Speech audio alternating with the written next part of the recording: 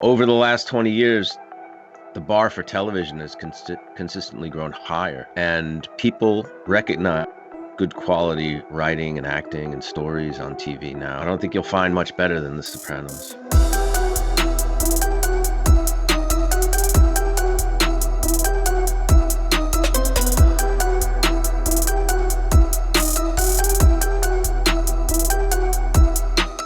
Why did you and Steve Schirripa decide to start a rewatch podcast of all 86 episodes of The Sopranos? There were some podcasts that dealt with The Sopranos, but they were really made fans. There wasn't anybody doing a podcast that really was there and was part of the show. The other thing was, in the last year and a half, 2 years, has been a big expansion of our fan base into young people, late teens, 20s, and 30s, who are obsessed with the show. And if you go on social media, there are fan sites and meme sites and quote sites, and it's a whole new audience. Starting a lot of incoming messages from fans saying, hey, I'm in quarantine, rewatching the show, binge watching, where's the podcast? So we found a way to do it remotely. 20 years later, it's pretty remarkable that it's still up on the top of Mount Rushmore of all-time great shows. What do you attribute that lasting legacy to? It's just really great television, and consumes the viewer to the point where you get lost in it, and it just takes you out of your day-to-day reality, which I think all of us can use right now. There is a universality to it that touches people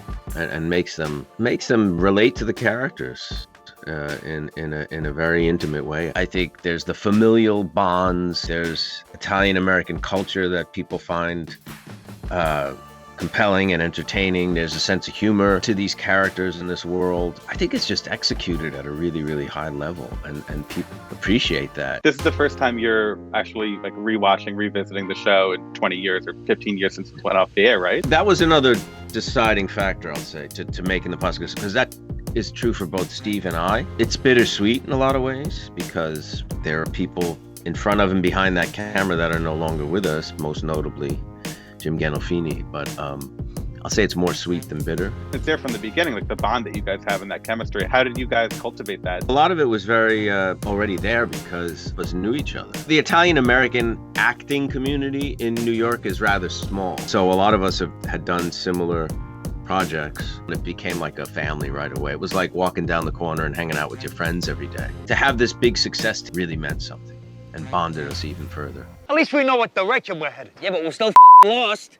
We're not lost. Stop getting What are your thoughts on, Christopher Moltisanti? Do you look back and are frustrated by him? Do you look back and maybe see yourself in him? I don't see myself in him, to be honest, which I think is good. The fun thing about that character is there was no middle ground with him. Everything went to extremes. For an actor, that's really fun. When he was, angry, he was really angry. When he tried to do something that meant a lot, he really tried. And that's something I actually admired about the character. When he wanted to get into movies, he studied acting, he learned about screenwriting, he actually sat his ass in a chair and wrote a screenplay. He actually did the work. I think he treated being a mobster the same way. One of the main themes of the show is that, yes, you can change. It takes a lot of work. And I think, unfortunately, some of these characters, whether their circumstance, whether it's just who they are, they don't want to put that work into it. I think that's a very difficult, but very profound message to put in one of the most popular shows at the time. There's definitely a profundity there. Whether people are picking up on it very consciously or not consciously, it's there, and I think it contributes to their connection to the show and their involvement in the show. I feel like it's really hard to really probe into your characters and just dig deep and examine them and re-examine them so much. But I think that's what makes Sopranos so rewarding. Yeah, 100%.